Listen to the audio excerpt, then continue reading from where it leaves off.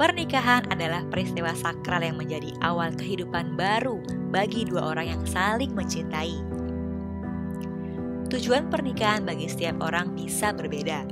Namun umumnya, setiap pasangan menikah untuk menyatakan komitmen kepada pasangannya, untuk memperoleh keturunan, mendapatkan status legal dan keamanan finansial, dan sebagai salah satu cara untuk mengamalkan ajaran agama. Idealnya, pernikahan dilakukan oleh pasangan yang sudah dewasa, baik dari segi usia maupun dari segi kedewasaan cara berpikir. Sayangnya, pernikahan usia dini di Indonesia masih menjadi pemandangan yang cukup umum. Bahkan, angka pernikahan usia dini di Indonesia menjadi angka tertinggi kedua di antara negara-negara ASEAN lainnya. Padahal, pada tahun 2019 yang lalu, pemerintah sudah merevisi Undang-Undang Perkawinan yang sebelumnya mengizinkan perempuan menikah di usia 16 tahun menjadi minimal 19 tahun. Tapi, peraturan tinggallah peraturan.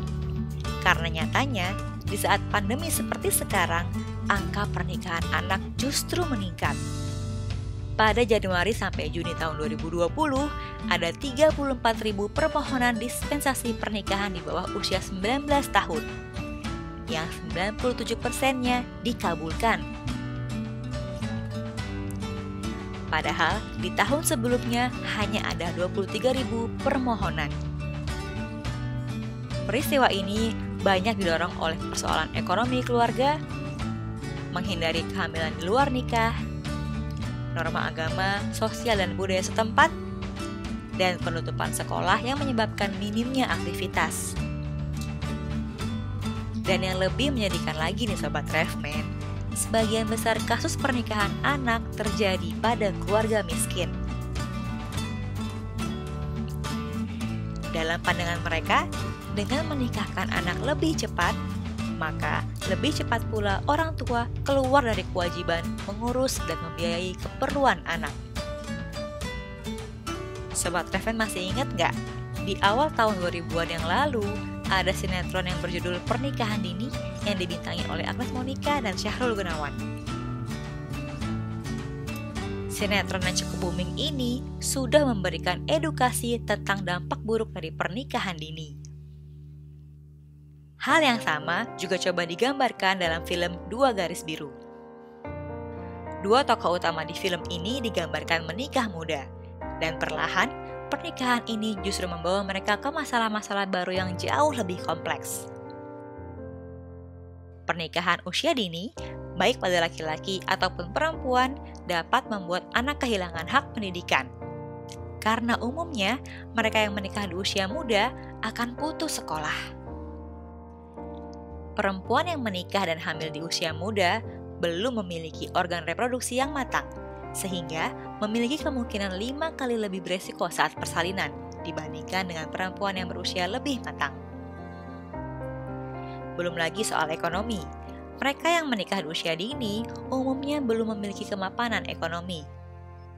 Kesulitan ekonomi ini dapat memicu berbagai masalah, mulai dari tidak memiliki pekerjaan tetap, mendapatkan upah rendah, pemberian gizi pada anak yang tidak seimbang, bahkan dapat memicu orang tua muda ini untuk memperkerjakan anak-anak mereka.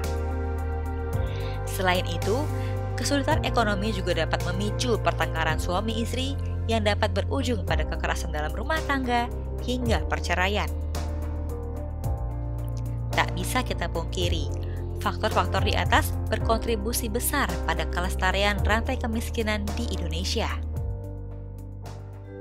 Oleh karena itu, yuk kita menjadi warga negara yang tertib hukum dengan menaati peraturan yang sudah tertulis dalam undang-undang.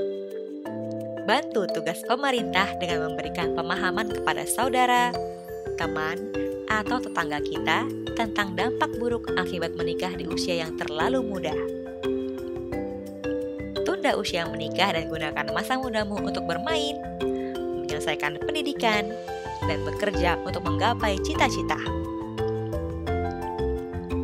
Dengan kematangan usia, kesiapan fisik, kemapanan ekonomi, dan dukungan dari keluarga, sebuah pernikahan akan membangun hubungan suami istri yang lebih harmonis. Dengan begitu, sebuah keluarga akan mampu melahirkan, mendidik, sekaligus merawat keturunan mereka dengan baik. Sehingga terbentuklah generasi unggul yang siap menyongsong masa depan dan ikut serta memajukan perekonomian negara.